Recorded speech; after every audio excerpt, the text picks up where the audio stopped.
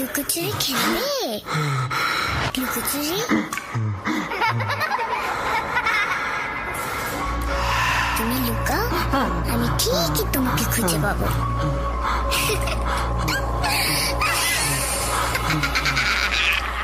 যার সাথে এই হাড় হিম করা ঘটনাটি ঘটেছিল তার নাম নুরু মিয়া। ভাদ্র মাসের শেষ দিক। ভাদ্র মাস মানেই ভ্যাপসা গরম আর হুটহাট ঝমঝমিয়ে বৃষ্টি। চারিদিকে তখন বর্ষার দাপট, মাঠ ঘাট সব পানিতে ডুবে গেছে। সেদিন ছিল গ্রামের হাটের দিন। নুরু মিয়ার বাড়ি থেকে হাটের পথটা বেশ কয়েক কিলোমিটার দূরে। নুরু মিয়ার মা যাওয়ার সময় বারবার বলেছিলেন, বাবা নুরু, ফেরার পথে দরাদরি করে ভালো দেখে একটা জ্যান্ত বড় মাছ নিয়ে আসিস, আর ঘরের কেনাকাটা একটু দেখে নিবি। হাটে গিয়ে কেনাকাটা করতে আর পরিচিতদের সাথে আলাপ করতে করতে নুরু মিয়ার খেয়ালই ছিল না যে কখন বেলা গড়িয়ে সূর্য পশ্চিমে ঢলে পড়েছে। যখন হুঁশ হলো তখন দেখলেন আকাশের মুখ ভীষণ ভার। এমনিতেই সেদিন ছিল ঘোর অমাবস্যা, তার উপর আকাশের জমাট বেঁধেছে কয়লার মতো কালো মেঘ। মুহূর্তের মধ্যেই যেন দুপুরের আলো নিভে গিয়ে এক নিশ্ছিদ্র আধার নেমে এলো হাটের বুকে। তাড়াতাড়ি করে একটা বড় সড়ো প্রায় 5 থেকে 6 কেজি ওজনের কাতল মাছ আর চাল ডালের ভারী থলিটি হাতে নিয়ে নুরু মিয়া বাড়ির পথ ধরলেন। কিন্তু ততক্ষণে দেরি যা হওয়ার হয়ে গেছে। মেঘের গুড়গুড় ডাকের সাথে টিপটিপ বৃষ্টি শুরু হয়েছে। গ্রামের সেই মেঠো পথ, দুপাশে জনমানবহীন বিস্তীর্ণ ধান ক্ষেত। বৃষ্টিতে কাদা হয়ে পথটা ভীষণ পিচ্ছিল হয়ে আছে। এক হাতে সেই ভারী জ্যান্ত মাছের ব্যাগ, অন্য হাতে একটি পুরনো হ্যারিকেন। হ্যারিকেনের সেই হলদে আলো অন্ধকারের বুক চিরে মাত্র 2-3 হাত পর্যন্ত পৌঁছাচ্ছে, তার বেশি 1 ইঞ্চিও নয়। সেই আলোয় বৃষ্টির ফোঁটাগুলো রূপালী সুতোর মতো চকচক করছিল। চারপাশ শ্মশানের মতো নিস্তব্ধ, শুধু একটানা ঝিঁঝি পোকার ডাক আর ব্যাঙের ঘ্যাঙর গ্যাং শব্দ সেই নিস্তব্ধতাকে আরো ভয়ানক করে তুলছিল। নুরু মিয়ার বাড়ির রাস্তাটা মোটেও সোজা ছিল না। বেশ খানিকটা পথ পেরোনোর পর তাকে পার হতে হবে কুখ্যাত হিজলতলার মাঠ।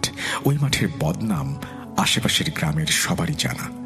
আর সেই মাঠ পেরোলেই গ্রামের সীমানায় বিশাল এক পুরনো বাঁশবাগান। দিনের বেলাতেই ওই বাঁশবাগান দিয়ে একা যেতে কলেজা শুকিয়ে আসে। আর আজ এই দুর্যোগের রাতে হাতে একটা মৃতপ্রায় হ্যারিকেন নিয়ে নুরু মিয়াকে ওই পথেই যেতে হচ্ছে। হ্যারিকেনের আলোটা একটু বাড়িয়ে দিয়ে তিনি পা বাড়ালেন হিজলতলার মাঠের দিকে। যত এগোচ্ছেন বুকের ভেতর ধুকপুকানি ততই বাড়ছে। মনে হচ্ছে এই অন্ধকারের ভেতর থেকে কেউ যেন এক দৃষ্টিতে তাঁকে লক্ষ্য করছে এবং নিঃশব্দে তার পিছু নিয়েছে। নুরু মিয়ার ভাষায় ওই নিশ্ছিদ্র অন্ধকারের যেন একটা নিজস্ব ওজন ছিল। মনে হচ্ছিল একটা ভারী পাথর কেউ বুকের ওপর চেপে ধরেছে। হঠাৎ হ্যারিকেনের আলোর সীমানা যেখানে শেষ হয়েছে, ঠিক সেখানে অন্ধকারের বুক চিরে একজন লোককে দেখতে পেলেন নুরু মিয়া। বুকটা ধরাস করে উঠল, কিন্তু একটু ভালো করে তাকাতেই দেখলেন এক হাতে একটা বড় কালো ছাতা আর অন্য হাতে একটা জ্বলে থাকা হ্যারিকেন। মানুষটা আর কেউ নয়, পাশের গ্রামের রতন মিয়া। রতন মিয়া হাটে তরি তরকারির আড়ত বসান। পরিচিত মুখ দেখে নুরু মিয়ার বুকে যেন প্রাণ ফিরে এসেছে। তিনি গলা ফাটিয়ে চিৎকার করে উঠলেন, ও রতন ভাই, আমি নুরু। ডাক শুনে সামনের লোকটা একটু থামলো, ঘাড় ঘুরিয়ে একবার নুরু মিয়ার দিকে তাকালো, কিন্তু হ্যারিকেনের ঝাপসা আলো আর বৃষ্টির ছাঁটে মুখটা স্পষ্ট বোঝা গেল না। লোকটা কোনো কথা বলল না, শুধু মাথা ওপর নিচ করে সম্মতি জানালো। নুরু মিয়া হাঁপাতে হাঁপাতে কাছে গিয়ে বললেন, ভীষণ বাঁচালেন ভাই, যা ভয় লাগছিল একা একা। আপনারও কি আজ হাটে দেরি হয়ে গেল নাকি? রতন মিয়া কোনো উত্তর দিলেন না, শুধু তার হাতের হ্যারিকেনটা একটু তুলে উঠল। নুরু মিয়া ভাবলেন বৃষ্টির শব্দে হয়তো শুনতে পাননি, কিংবা সারাদিনের খাটুনিতে ক্লান্ত। দুজনে পাশাপাশি হাঁটতে শুরু করলেন, কিন্তু কিছু দূর যাওয়ার পরই নুরু মিয়ার ভেতরে একটা অস্বস্তি দানা বাঁধতে শুরু করলো। রাস্তাটা কাদায় প্যাঁচ প্যাঁচে, তিনি প্রতি 2 পা অন্তর পিছলে যাচ্ছেন। কিন্তু রতন মিয়া, তার হাঁটার ভঙ্গি বড় অদ্ভুত। ওই পিছল রাস্তায় তিনি এমন ভাবে হাঁটছেন যেন কোনো মসৃণ পিচের রাস্তা দিয়ে এগিয়ে যাচ্ছেন। মনে হচ্ছে তার পা দুটো মাটিতেই পড়ছে না, কাঁদার ওপর দিয়ে অদ্ভুত দ্রুত গতিতে পিছলে সামনের দিকে ভেসে যাচ্ছেন। ঠিক তখনই বাতাসের দিক বদলালো। সেই দমকা হাওয়ার সাথে নুরু মিয়ার নাকে এসে ধাক্কা মারল একটা উৎকট পচা গন্ধ, বহুদিনের পুরনো পচা মাংসের মতো সেই গন্ধ। আর তার সাথে জড়িয়ে আছে তীব্র উগ্র হাসনা হেনা ফুলের সুবাস। এই খোলা মাঠে হাসনা হেনার গন্ধ আসবে কোত্থেকে? গন্ধটা যেন সামনের ওই মানুষটার শরীর থেকেই আসছে। ভয়ে নুরু মিয়ার গায়ের লোম খাড়া হয়ে গেল, তবুও স্বাভাবিক থাকার চেষ্টা করলেন। বললেন, ভাই, আজ হাটে তো বেশি ভিড় ছিল না, তাই না? কয়েক সেকেন্ডের নিস্তব্ধতা, তারপর রতন মিয়ার গলা থেকে একটা শব্দ বেরিয়ে এলো, কিন্তু সেই গলার আওয়াজ রতন মিয়ার নয়, ভীষণ ভারী আর যান্ত্রিক, যেন কোনো গভীর ফাঁপা কুয়ার ভেতর থেকে প্রতিধ্বনিত হয়ে আসছে। রতন মিয়া ঘাড় না ঘুরিয়ে উত্তর দিলেন, ততক্ষণে তারা সেই গহীন বাঁশ বাগানে ঢুকে পড়েছেন। দিনের বেলাতেই যেখানে সূর্য উঁকি দিতে পারে না, সেখানে এই রাতে মনে হচ্ছে কোনো এক দানব হাঁ করে বসে আছে। বাঁশে বাঁশে ঘষা লেগে এক অদ্ভুত ক্যাঁচ ক্যাঁচ শব্দ হচ্ছে। ঠিক বাগানের মাঝ বরাবর এসে সামনের সেই রতন মিয়া হঠাৎ থমকে দাঁড়ালো। হ্যারিকেনের ঝাপসা লালচে আলোয় নুরু মিয়ার চোখে পড়ল একটা দৃশ্য। সামনের রতন মিয়ার ছায়া মাটিতে পড়ার পর অস্বাভাবিকভাবে লম্বা হয়ে বাঁশবাগানের মগডাল ছুঁয়ে ফেলছে। কোনো মানুষের ছায়া এমন হতে পারে না। নুরু মিয়া কাঁপা কাঁপা গলায় ডাকলেন, ভাই, দাঁড়ালেন কেন? সামনে রতন মিয়া এবার নিজের পিঠটা নুরু মিয়ার দিকে ঢেকে ঘাড় না ঘুরিয়েই সেই গভীর হিসহিসে গলায় বলে উঠল, মাছটা আমাকে দিয়ে দে নুরু মিয়া, আমার কাকিমা খাবে। কথাটা শোনার সাথে সাথে নুরু মিয়ার দৃষ্টি নেমে গেল তার পায়ের দিকে। দেখলেন কাদা মাখা রাস্তায় ওর পা দুটো মাটিতে লেগে নেই। নুরু মিয়া বুঝতে পারলেন এতক্ষণে তিনি কোনো মানুষের সাথে নয়, একটা মাছ খেঁকো পিশাচের সাথে পথ চলেছেন। ঠিক তখনই পেছন থেকে একটা পরিচিত চড়া গলার আওয়াজ ভেসে এলো, কিরে নুরু মিয়া, ওখানে কার সাথে কথা বলছিস দাঁড়িয়ে দাঁড়িয়ে? পিছনে তাকিয়ে নুরু মিয়া দেখলেন রতন ভাই সাইকেল ধরে দাঁড়িয়ে আছেন, হাতে বড় একটা টর্চ লাইট। সেই আলো নুরু মিয়ার মুখে পড়ল। রতন ভাই পেছনে থাকলে সামনে কে? নুরু মিয়া পরম আতঙ্কে সামনের দিকে তাকাতেই দেখলেন লণ্ঠন হাতে থাকা সেই লোকটি এবার আস্তে আস্তে তার দিকে ঘাড় ঘোরাচ্ছে। হাড় ভাঙার মতো মটমট শব্দ হচ্ছে। মুখটা রতন কাকার মতো হলেও সেই মৃত মানুষের মতো ফ্যাকাশে মুখ, চোখে মনি নেই। সেই বিভৎস মুখটা নুরু মিয়ার দিকে তাকিয়ে এক নারকীয় হাসি হাসল। এরপর চোখের পলক ফেলার আগেই হাতের সেই টিমটিমে হ্যারিকেনটা ছুঁড়ে ফেলে দিয়ে শূন্যে ভাসতে ভাসতে বাঁশবাগানের অন্ধকারে মিলিয়ে গেল। বাঁশবাগানের ভেতর থেকে পিশাচটা মিলিয়ে যাওয়ার আগ মুহূর্তে নুরু মিয়াকে শেষবারের মতো একটা কথা বলে যায়, আমি আবার আসব। মাছটা দিলি না, এবার তোকেই নিয়ে যাব। এই কথাটা যেন নুরু মিয়ার বুকের ভেতর বরফের টুকরোর মতো গেঁথে গিয়েছিল। নুরু মিয়া আর সহ্য করতে পারলেন না। হাতের ব্যাগ কাদার মধ্যে ছিটকে পড়ল। তিনি এক ভয়াবহ চিৎকার দিয়ে সেখানেই জ্ঞান হারিয়ে লুটিয়ে পড়লেন। পরদিন জ্ঞান ফিরলে নুরু মিয়া নিজেকে নিজের বিছানায় আবিষ্কার করেন। পাশে বসে তার মা কাঁদছিল। পরে জানা যায় আসলে রতন মিয়া নুরু মিয়াকে ওভাবে প্রলাপ বকতে দেখে গ্রামের লোকদের ডেকে আনেন। নুরু মিয়ার 104 ডিগ্রি জ্বর তখন। জ্বরের ঘোরে তিনি শুধু একটাই কথা বলেছিলেন, মাছটা নিয়ে গেল, কাকিমা খাবে, চোখ দুটো হলুদ। 3 দিন পর যখন জ্বর ছাড়ল, রতন মিয়া নুরু মিয়াকে দেখতে এলেন। নুরু মিয়া জিজ্ঞেস করলেন, ভাই, সেদিন আপনি বাঁশবাগানের পেছনে কিভাবে এলেন? রতন মিয়া ফ্যাঁকাশে মুখে বললেন, আরে নুরু, আমি তো সেদিন হাটেই যাইনি। আমি তো পাশের গ্রামে মেজমের শ্বশুর বাড়িতে গিয়েছিলাম। ফেরার পথে হিজলতলায় মাঠের মুখে টর্চের আলোয় দেখলাম তুমি একা একা বাঁশবাগানের দিকে তাকিয়ে কার সাথে যেন ফিসফিস করছো। আমি কতবার ডাকলাম, একবারও সাড়া দিলে না। সবচেয়ে রহস্যময় ব্যাপার ছিল পরদিন সকালে নুরু মিয়ার ফেলে আসা ব্যাগটা যখন উদ্ধার করা হয়। দেখা গেল কেনাকাটা করা চাল ডাল সবই আছে, কিন্তু সেই 5 থেকে 6 কেজি ওজনের জ্যান্ত কাতল মাছটার কোনো হদিশ নেই। ব্যাগের চারপাশে শুধু ছড়িয়ে ছিটিয়ে ছিল কয়েকটা বড় বড় আঁশ, আর তার পাশেই পড়েছিল সেই মরচে পড়া ভাঙা হ্যারিকেনটি, যা গ্রামের কারো ছিল না। এরপর নুরু মিয়ার আচরণ পুরোপুরি বদলে যেতে লাগলো। রাত হলেই সে হঠাৎ হাঁপাতে থাকে, মাঝে মাঝে ঘুমের মধ্যেই চিৎকার করে ওঠে, না মাছ নাই, আমি দিব না। সবচেয়ে ভয়ঙ্কর ব্যাপার ছিল তার ঘরের ভেতর মাঝরাতে প্রায়ই কাঁচা মাছের আষ্টে গন্ধ ছড়িয়ে পড়ত, অথচ ঘরে কোনো মাছ থাকতো না। তৃতীয় রাতের ঘটনা। নুরু মিয়ার পুরো পরিবার একেবারে আতঙ্কিত হয়ে পড়ল সেই ঘটনার পর। সেদিন গভীর রাতে হঠাৎ নুরু মিয়ার মা শুনলেন তার ছেলে যেন কারো সাথে কথা বলছে। দরজার আড়াল থেকে উঁকি দিয়ে তিনি দেখলেন নুরু মিয়া বিছানায় বসে আছে আর জানালার দিকে তাকিয়ে মাথা নাড়ছে, আর জানালার বাইরে অন্ধকারের মধ্যে দুটো হলুদ আগুনের মতো চোখ জ্বলছে। এই দৃশ্য দেখে নুরু মিয়ার মায়ের চিৎকারে বাড়ির সবাই ছুটে এলো, কিন্তু সবাই এসে শুধু নুরু মিয়াকেই দেখতে পেল। সে তখনও ফিসফিস করে বলছে, আজ নাই, কাল দিমু। এরপর পরিবারের মুরব্বীরা সিদ্ধান্ত নিল এটা আর কিছু করার নাই।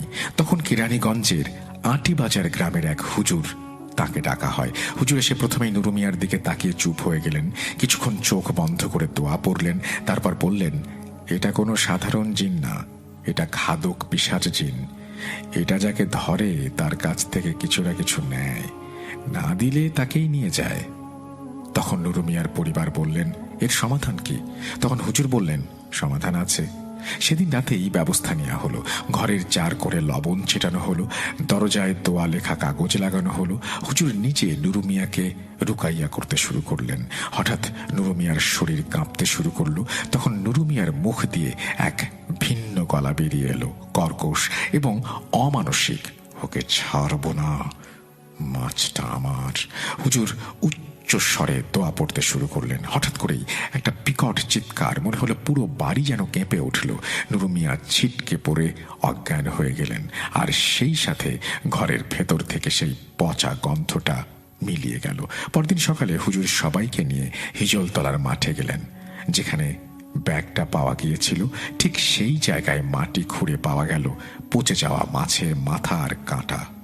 হুজুর সেখানে তার মতো করে জায়গাটা বন্ধ করে দিলেন।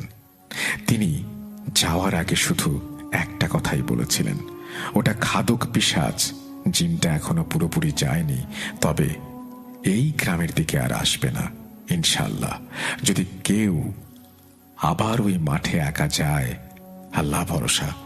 তারপর থেকে নুরু মিয়া ধীরে ধীরে সুস্থ হয়ে উঠল। এই নুরু মিয়া এখনো জীবিত আছেন, সুস্থ আছেন। এই ছিল নুরু মিয়ার সাথে ঘটে যাওয়া সেই লোমহর্ষক সত্য ঘটনা।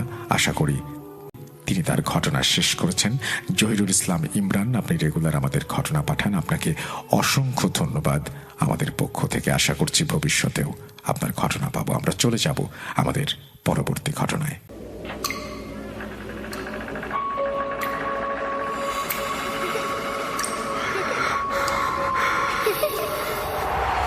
লুকোচুরি খেলবে? লুকোচুরি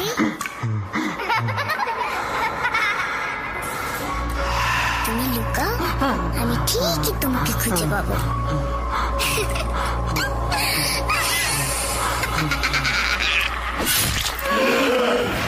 ও প্রিয় শ্রোতা বন্ধুরা, আশা করি সবাই ভালো আছেন এবং সুস্থ আছেন। আমার নাম অনিক, ছদ্মনাম। আমি ব্রাহ্মণবাড়িয়া থাকি। আমি এখন অনার্স প্রথম বর্ষে ভর্তি হয়েছি। আমি অনেক বছর ধরেই আপনার ভূত.com শুনছি। আজ আমি আপনাদের মাঝে এমন একটি ঘটনা বলতে যাচ্ছি যা আমার সাথেই ঘটেছিল। এটি আমার পাঠানো প্রথম ঘটনা, তাই লেখায় কোনো ভুল ত্রুটি থাকলে ক্ষমা সুন্দর দৃষ্টিতে দেখবেন। ব্যক্তিগত কিছু কারণে ঘটনা কোথায় ঘটেছিল সেটা বলতে চাচ্ছি না। সময়টা ছিল 2023। কোরবানি ঈদের পরে আমার খালারা আমরা নানা বাড়িতে বেড়াতে গিয়েছিলাম। নানু বাড়িতে আমরা প্রায় 15-16 জন কাজিন মিলে একসাথে হয়েছিলাম। উৎসবের আমেজ আর সবার উপস্থিতিতে বাড়িটা ছিল বেশ জমজমাট। নানু বাড়িতে দুটো ঘর, একটি টিনের পুরাতন ঘর আর অন্যটি ছিল দালান। নতুন বিল্ডিংয়ে মা, খালা আর বাকি কাজিনদের ঘুমানোর ব্যবস্থা ছিল। অন্যদিকে পুরাতন ঘরে নানা নানু থাকতেন। পুরাতন ঘরটির একেবারে শেষের দিকে একটি রুম ছিল, যেটাকে আমরা বারান্দার রুম বলতাম। নানু বাড়িতে গেলে আমি সবসময় সেই রুমটাতে একা একা থাকতে পছন্দ করতাম, কিন্তু রুমটার অবস্থান ছিল একটু ছমছমে। ঘরের ঠিক পেছনেই ছিল একটা পরিত্যক্ত পুকুর আর তার গা ঘেঁষেই জঙ্গল, যেখানে দিনের আলোতেও একা যেতে গা শিরশির করে। ঈদের পরের দিনগুলো কাটছিল দারুণ আড্ডায়। প্রতিদিনের মতো সেদিনও আমরা কাজিনরা মিলে দালান ঘরের ছাদে আড্ডা দিচ্ছিলাম। আড্ডা দিতে দিতে রাত তখন 3টা প্রায়। শরীর ক্লান্ত থাকায় সবাইকে বিদায় জানিয়ে আমি আমার সেই বারান্দার রুমে এসে শুয়ে পড়লাম। বিছানায় পিঠ ঠেকানোর সাথে সাথেই এক গভীর ঘুমে আমার চোখ বুজে এলো, কিন্তু সেই ঘুম দীর্ঘস্থায়ী হলো না। ঘুমানোর কিছুক্ষণ পর হঠাৎ এক অদ্ভুত ভারী আর কর্কশ গোঙানির আওয়াজে আমার ঘুম ভেঙে গেল।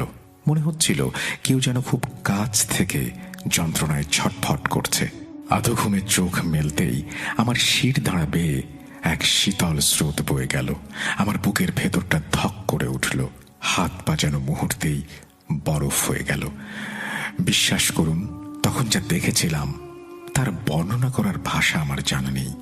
আমার পায়ের কাছে দাঁড়িয়ে আছে বিশাল আকৃতির এক কুচকুচে কালো অবয়ব। সেটা মানুষ না দানব বোঝার উপায় নেই। তার শরীর এতটাই লম্বা যে মাথাটা ঘরের চালের টিন ফুঁড়ে বের হয়ে যেতে চাইছে। ঘরের ভেতর ভ্যাপসা গুমোট এক দুর্গন্ধ ছড়িয়ে পড়েছে, যেন বহু পুরনো কোনো লাশের পচা গন্ধ। অন্ধকার ফুঁড়ে সেই দানবীয় ছায়ামূর্তিটি স্থির হয়ে দাঁড়িয়েছিল। তার কোনো চোখ দেখা যাচ্ছিল না, কিন্তু আমি অনুভব করতে পারছিলাম সে স্থির হয়ে আমার দিকেই তাকিয়ে আছে। আমি প্রাণপণে চিৎকার করতে চাইলাম, কিন্তু মনে হলো কোনো অদৃশ্য হাত আমার গলা টিপে ধরেছে। এক বিন্দু শব্দ আমার মুখ দিয়ে বের হলো না।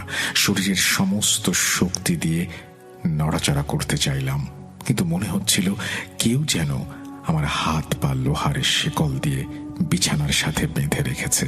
এক অসহ্য রকমের অনুভূতি আমাকে গ্রাস করল। মৃত্যু যেন তখন আমার চোখের সামনে নাচছে। আমি তখন ভয়ে চোখ দুটো শক্ত করে বন্ধ করে ফেললাম। অবচেতন মনেই আমি আল্লাহর নাম নিতে শুরু করলাম এবং মনে মনে আয়াতুল কুরসি পাঠ করতে লাগলাম। হৃৎপিণ্ডের ধুকপুকানি তখন এতই জোরে হচ্ছিল, মনে হচ্ছিল পাঁজরের হাড় ভেঙে হৃৎপিণ্ডটা বেরিয়ে আসবে। কতক্ষণ সেই বিভীষিকার সাথে লড়েছিলাম জানি না। হঠাৎ দূর থেকে ভেসে এলো ফজরের আজানের সুর। সেই পবিত্র ধ্বনি কানে আসার সাথে সাথেই ঘরের সেই ভারী বাতাস হালকা হতে শুরু করলো। বুক থেকে সেই জগদ্দল পাথরটা নেমে গেল। সাহস সঞ্চয় করে আমি চোখ খুললাম। দেখলাম রুম একদম ফাঁকা। সেই দীর্ঘকায় কালো মূর্তিটি নেই, সেই পচা গন্ধটাও নেই।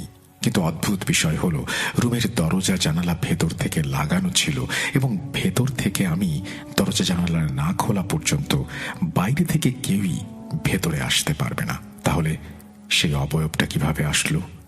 সেই ভোরের পর থেকে আর কোনোদিন একা ওই রুমে শোয়ার সাহস করিনি। আজও রাতে একা থাকলে সেই প্রকাণ্ড কালো ছায়ামূর্তির অবয়ব আমার চোখের সামনে ভেসে ওঠে। এই ছিল আমার ঘটনা। আশা করি আপনাদের ভালো লেগেছে।